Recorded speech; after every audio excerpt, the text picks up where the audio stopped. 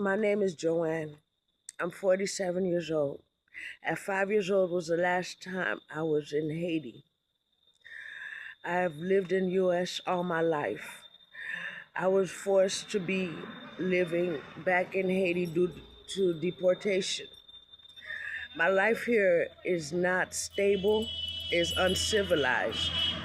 I'm seeking the community's support and help to relocate to a better place where I can find work, housing, and the basics of life. Anyone that can help me, it would be gladly appreciated. Since being in Haiti, I've suffered from depression and PTSD. I was raped on the first week I got here.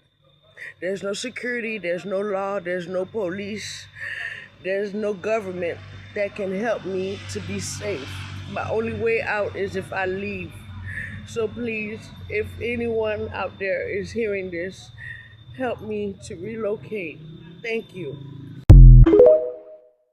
My question still remains, how were they able to stay in a country for over 20 years and they never had any documentation?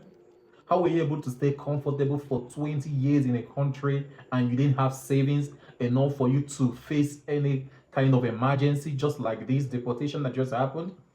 You were able to stay in a country for over 20 years, no documentation, no citizenship, and you how are you just so comfortable?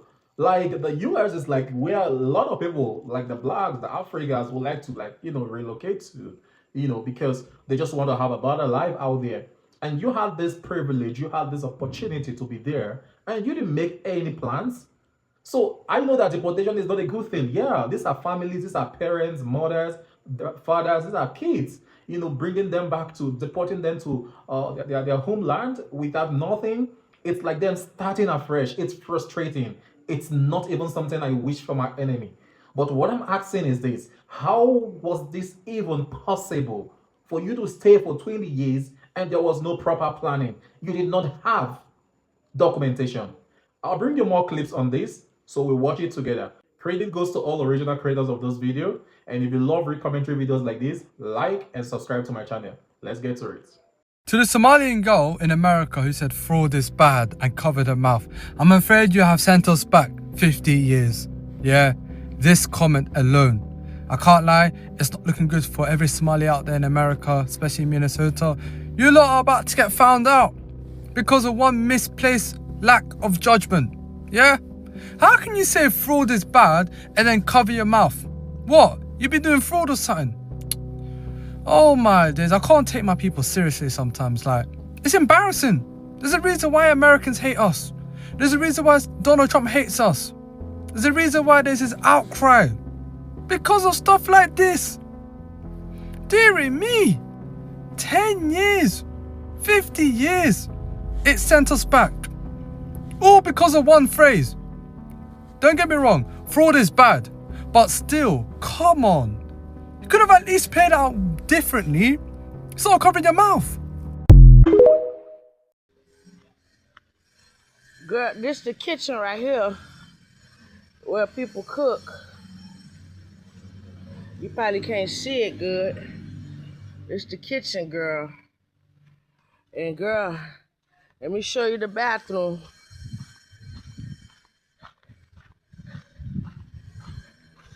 This is where you take a shower at. And let me show you where you use the bathroom at.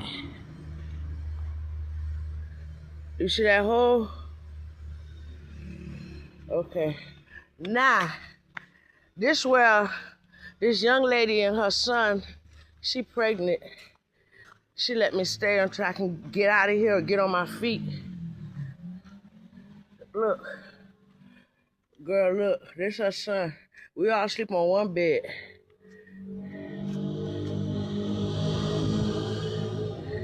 Life is hard up here, girl. This shit is crazy. I don't know how to begin this video.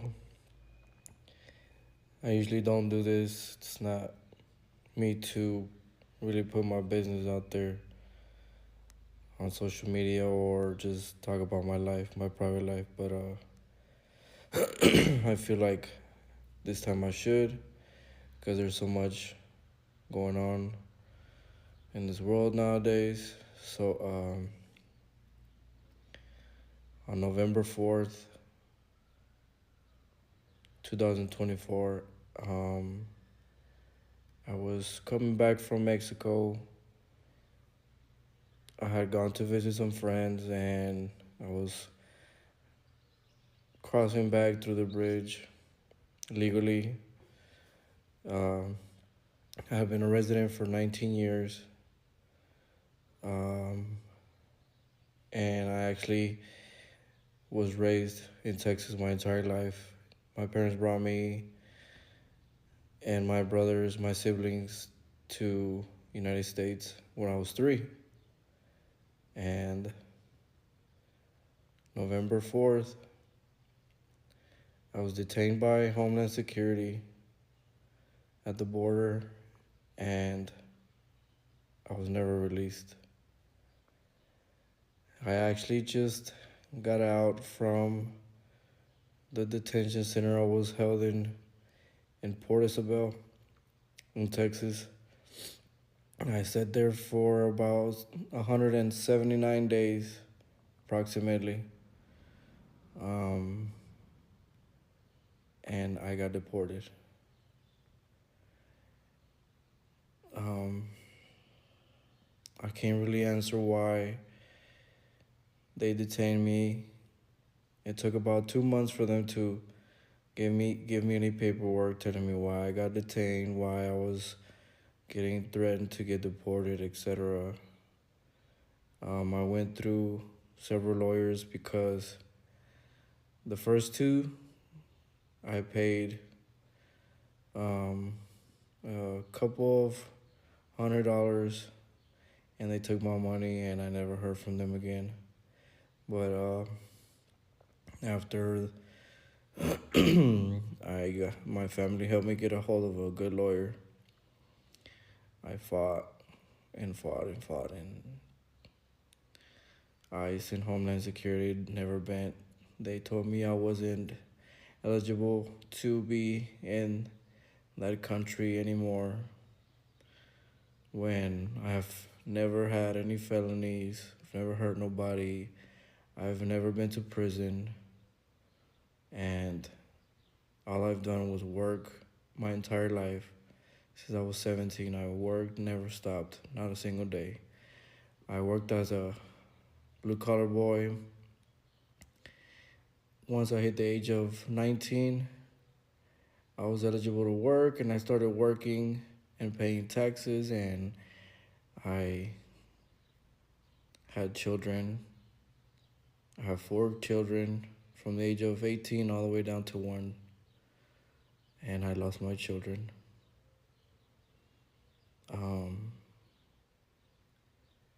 Lucky for me, I still get to talk to them and communicate with them, but I can no longer see my children, at least till they're able to come to Mexico. I I don't know how this could have happened. Of course, the administrations that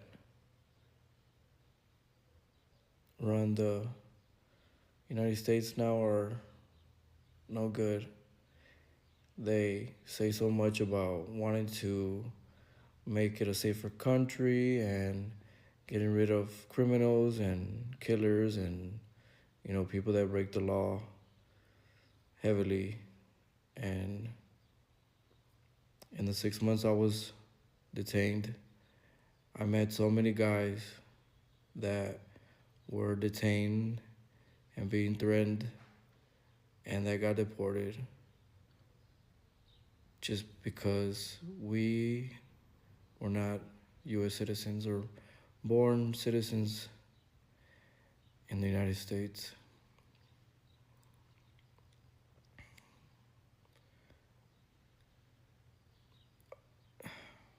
I didn't see very many criminals go through that detention center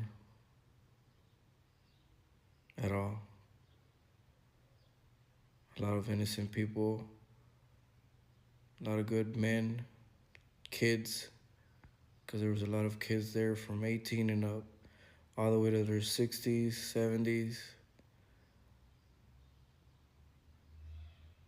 And I'm blessed to have family that have my back, but I lost what I love dearly the most. It's my kids, my lifestyle, my family. So yeah, that's what's going on. Sabadi. My name is Cam. I've been deported May 26, 2025, the group of 65. So let me tell you about my life story. I came to the U.S. back in 1990 when I was 8 years old. So I graduated high school in Alaska, Fairbanks, Alaska. And I moved to Texas, and I cast me an aggravated assault case back in 2004. With that, I was probably 20 years old at that time, and I wasn't a U.S. citizen yet, so my green card got revoked. By 2008, I got released from prison. ICE picked me up. My green card got revoked, and I was already deported to Laos. At that time, Laos won't accept anybody back. So I was in ICE for 6 months. Then they released me of order of supervision. So I got to check in with ICE every year. But for 20 years, I've been checking in since 2008 till 2025. I started a family. I have 4 kids. I have a wife. I have a house. I have a job. I stayed with the company, Benny Key, for 15 years with the company. When ICE detained me, when I go check in 2025 in February, when ICE detained me, my job hired me a lawyer. Many left Somalia, while some were raised abroad, carried hope for stability, safety, and better future. In the United States, they worked, supported family members, and tried to build something lasting. But for some, the future was never fully planned for. It's true that mistakes were made. Some did not save enough money while they had a chance. Others delayed applying for citizenship or legal documents, thinking there would always be more time. Some focus only on surviving day to day, working long hours but not building long-term security, education, or legal stability. These choices, sometimes driven by stress, fear, or lack of guidance, later became heavy consequences. When deportation happens, those missed opportunities suddenly matter in painful ways. But we must humanize this reality. Many were young when they arrived. Many grew up navigating identity, pressure, and responsibility without strong support systems. Some did not fully understand the immigration system or believed they were safe. Planning for the future is easier when you feel secure, and many never truly felt secure. Now, after deportation, they return to unfamiliar environment, struggling to find work, housing, and dignity. They face judgment from others and from themselves. Yet they are still human beings with skills, resilience, and the desire to rebuild. So the lesson is not about mistakes, it is about awareness, responsibility, and empathy. We must encourage better planning, saving, and legal preparation for those living abroad. At the same time, we must offer support, not shame, to those starting over. Everyone deserves the chance to learn from the past and still have hope for the future. Credit goes to all original creators in this video. And if you like re-commentary videos like this, like and subscribe to my channel. And don't forget to turn on your notification to see more videos. Thank you.